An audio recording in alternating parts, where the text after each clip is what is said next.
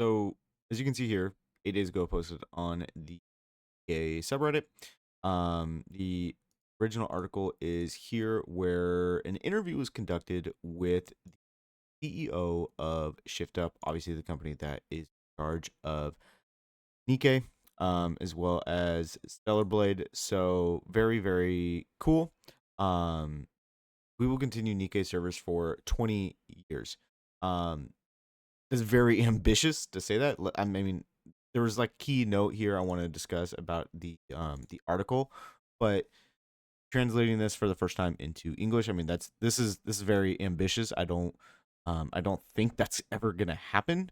But we have gotcha games that are going on for quite some time. I mean, heck, Dokkan Battle has been going on I think almost 10 years.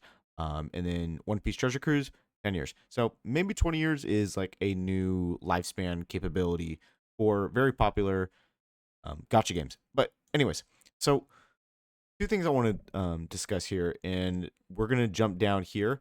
A question was asked: Is as the second anniversary is approaching, can you briefly spoil any events or new characters? So, since anniversary content is announced through broadcasts, it will be revealed via official channels. This time, what I can say now is that the volume is much larger compared to the first and 1.5 anniversaries. Obviously, the first anniversary being Red Hood, and then the 1.5 being Crown.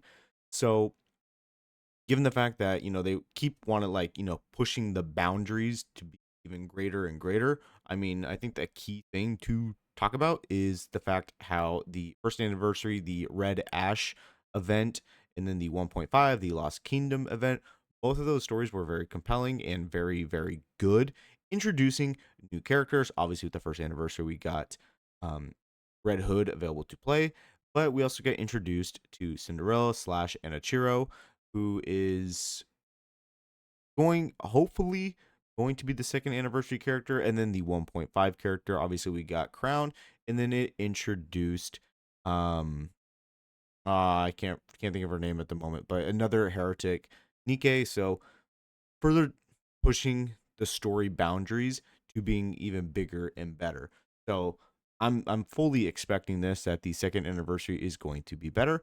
And then we are particularly putting effort into the second anniversary mini games. Something that a lot of people really like. Me, I'm just like, I could do other stuff with my time. I'll play the game and everything. The mini games I'll play for rewards, but other than that, I'm not going to dive too much effort and time into those. We chose a genre that is challenging to develop, and we hope that users will enjoy it as much as the development team has harder worked hard. It's difficult to mention the names of the characters, but to give a hint, Nikke always provides content based on the story and might be one of those within the expected boundaries. I mean, isn't it obvious? It has to be Anichiro.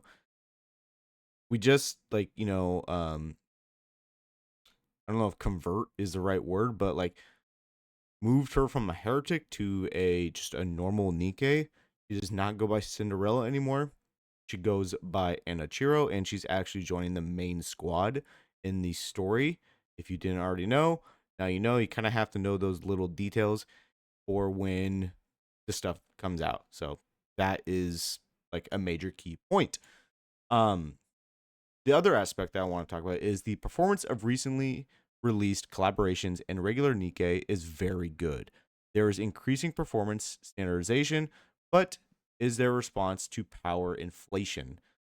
Since Nikke's goal was to provide differentiated content compared to other games, which I have done, there were aspects that were released in a relatively awkward, inefficient state.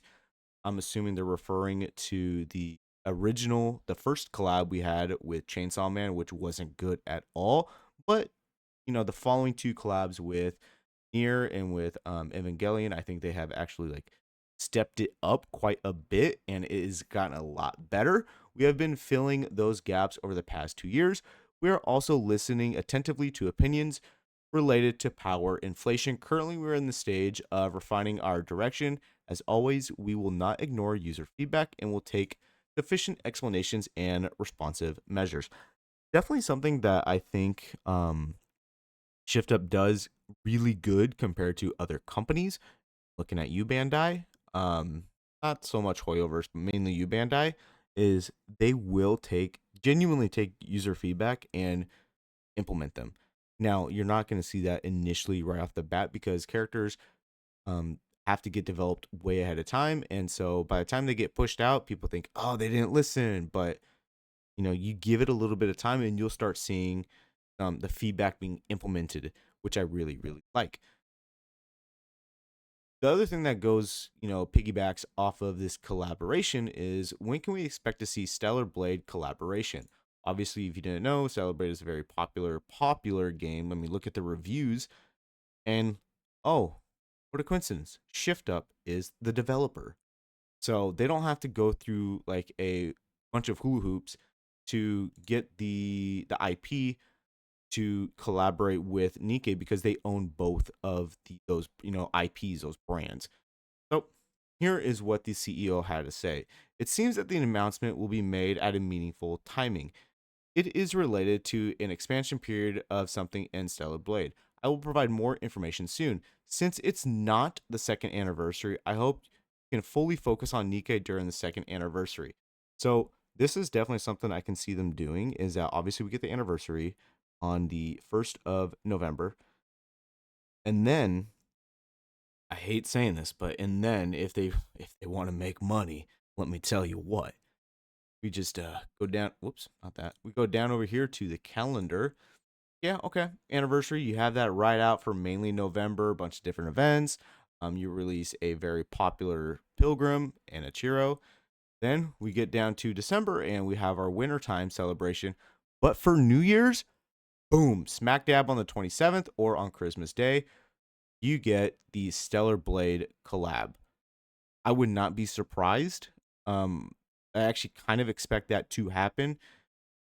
I know a lot of people might be like, "No, that can't happen. That's too much, too soon." You got to be expecting like worst case scenario. But honestly, I think that'd be a really good time because you should be saving everything for the anniversary, and then get the character if you want to um MLB them, max limit break them. By all means, go for it. Whatever, they should be like busted, but this basically just confirms that the announcement will be made at a meaningful time. It is going to happen. Like this just tells me it's going to happen. So you better be prepared for that to happen.